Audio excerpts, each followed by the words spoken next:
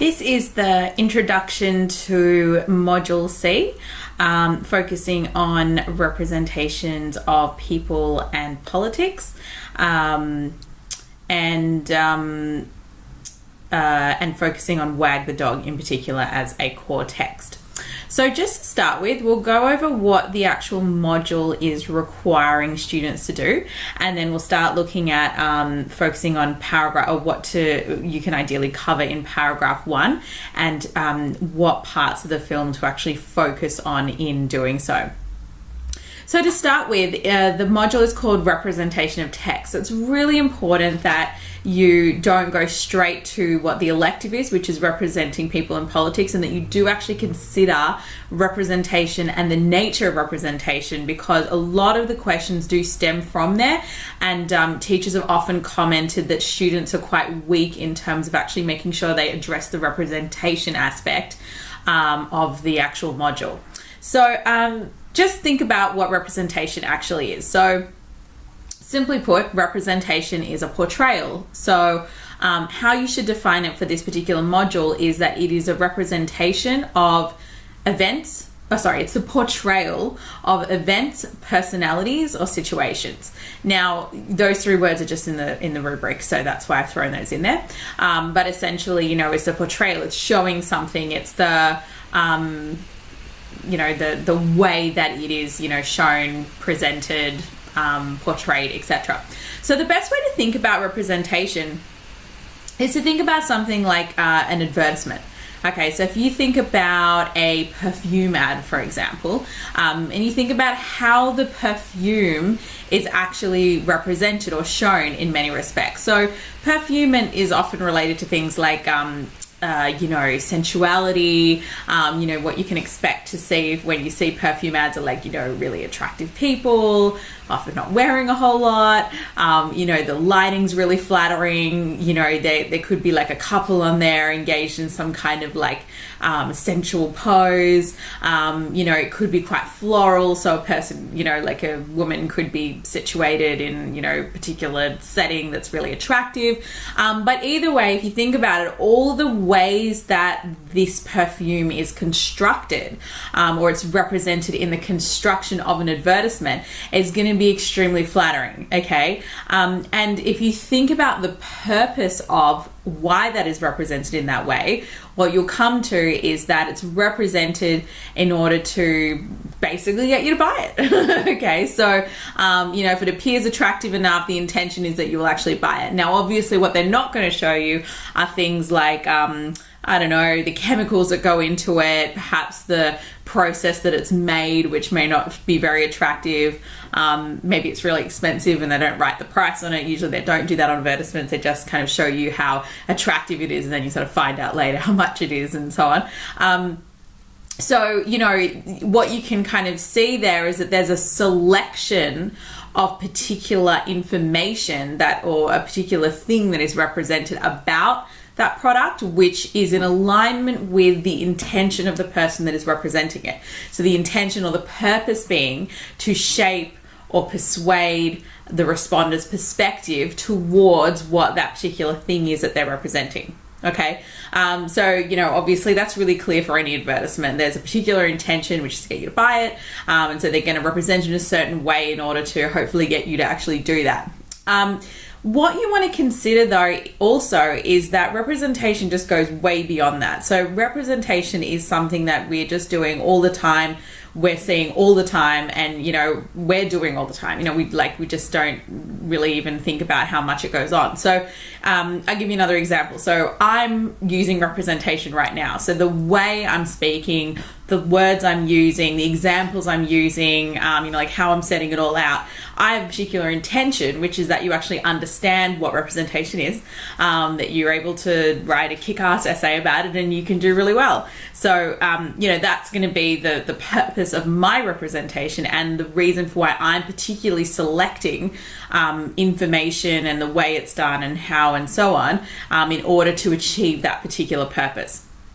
Okay, so there's quite a level of subjectivity there. If you think about, for you as well, when you're going to, write your essay on let's say this module or any module, there's a particular way that you know that you're going to represent or show or portray your ideas in order to achieve a particular outcome, right? So you know that if you're going to write an essay or portray your ideas in a way that really is going to get you the marks that you want, because that's really what your purpose is. If you think about it, you've got to write an introduction, you've got to write topic sentences, you've got to write paragraphs, you've got to give like techniques and examples, you've got to answer the question, you've got to do it at the time limit. Like there's a bunch of stuff. The time limit thing probably, I mean, there is that to some extent, because obviously if you don't finish, the representation that you have about your ideas is incomplete and therefore have an impact on your marks. But either way, the way that you actually portray your ideas, let's say in an exam context, is very much intended to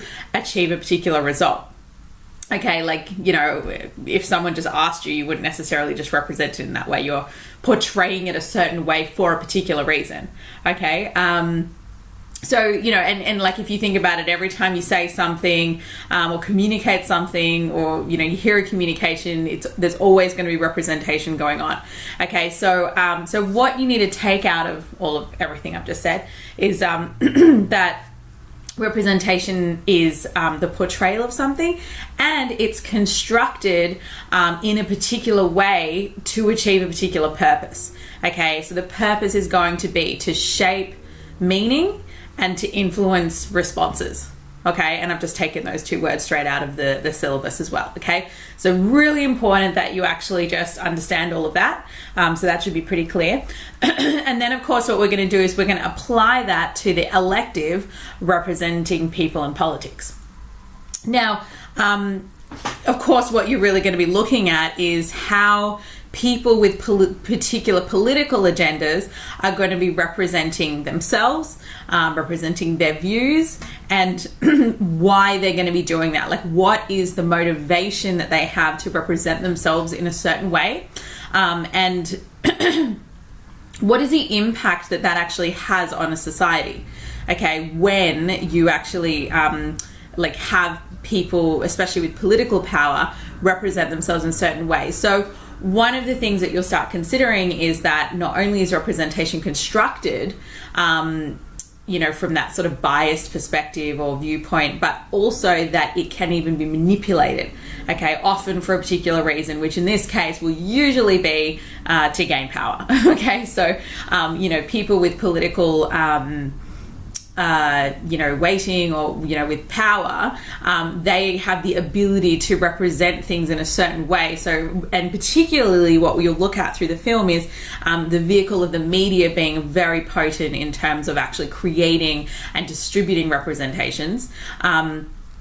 And what this does is actually facilitates the power that individuals hold, and that there's going to be a particular impact of that. And that's something that we'll go into as we go along. Okay, so I've started touching on this, but what we're going to do is just have a look at the key points in the actual rubric, and then we'll have a look at what to ideally cover in paragraph 1 of Wag the Dog. So, in this elective, students explore and evaluate various representations of people and politics in their prescribed text and other related texts of their own choosing. Now, you should have half your information, about 60% of your essay should be on your set text, prescribed text, and then the rest on a related text. You really should be fine with one related text. Some schools want 2, so have a second one you can have ready. So what I would recommend usually is that you have one set related text that you've got 2 paragraphs on, and then you have a second related text that you can supplement in if they actually ask for it. So it's pretty unlikely that they do, because they usually prefer that you go into more detail with less text than have more text and kind of, be a bit more superficial. However, your teachers could ask for it, and it could possibly come up in the exam. So what you want to be ready for is that you can actually just remove the second paragraph of your related text, of your first related text, and then supplement in with a second related text. But anyway, that comes later as well. So, okay, so they consider the ways in which texts represent individual, shared, or competing political perspectives, ideas, events, or situations. Okay, so that's something we'll definitely cover today in terms of Wag the Dog. So, you know, what individual or shared political perspectives are illustrated, and how might these also be competing? So we'll come back to that. Students analyze representations of people's political motivations and actions. So what are their political motivations and actions? And in alignment with their political motivations and actions, how do they represent themselves to align with their own political motivations? Okay, so we'll come back to this in a second, but if you think about something like a political campaign, you know, that a particular political figure will create, it'll be in alignment with their motivations, which is to get elected, right? Which is certainly the case in this particular movie. So the way they represent themselves, or the way they're represented, will align with their own political motivations, okay? That's what that means. And then, as well as the impact political acts may have on individual lives or society more broadly. So when we're looking at something like Wag the Dog, one of the biggest impacts that we're going to look at is the fact that the representation, and in particular the misrepresentation or the manipulation of representations, let's say in the media, of particular political figures, really compromises the democratic process. You know, so for example, if you're looking at America, very much prides itself as being a democracy. People obviously have the freedom to vote, and that's like a really core, like a fundamental value of the country. But then what happens is, if people are voting based on information that has been manipulated, constructed through representations, then they're not really actually freely choosing their particular political leaders. Okay, and then you can see that in that sense, the democratic system is becoming corrupted. So that's one of the key impacts that we're going to look at in terms of what happens when representations are abused or manipulated that way. To represent people more favorably and kind of like hide their indiscretions. Okay, so we totally see that in Wag the Dog. Next bit, in their responding and composing, students develop their understanding of how the relationship between various textual forms, media production, and language choices influences and shapes meaning. Okay, so that's just coming back to very much the process of representation, which is that things are going to be represented through textual forms, right? So a textual form is just like any way that it's represented. It could be like through a newspaper article, it could be through any form. It could even be through things like poetry, stories. Obviously here we're looking at things like very much visually based. So that's sort of what you're looking at there. And then media of production and language choices, etc. So like within particular, let's say television campaigns or within the film, there's going to be a particular use of production and particular use of language that illustrates the way that language choices influence and shape meaning. Okay, so I guess quickly, just going back to when we're talking about the advertisement, like the perfume advertisement, the media production, so, like the use of photography and how things are situated, the lighting, the costuming, the people in there, and so on, that's all constructed in a particular way in order to influence and shape meaning. So influence and shape your view about the fact that this perfume is really great and you should go and buy it, right, basically. All right, cool. So that should really explain what the rubric is asking for, and then let's now go into how to apply that in